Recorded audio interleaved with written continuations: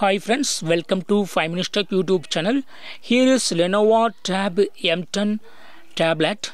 In this video you will learn how to turn on or turn off night mode in your tablet Lenovo Tab M10. First of all, go to the settings of your tablet here.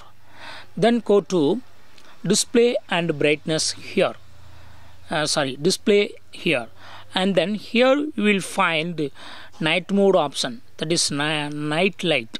Just to turn on this button so that night light will be applied. Okay, this is night mode. Okay, if you would like to turn off night mode, suppose if you are in this mode and if you would like to turn off night mode, you should turn off this button so that normal mode will appear. So in this way you can easily control night mode in your tablet Lenovo Tab M10. That's all friends. Thanks for watching. Bye.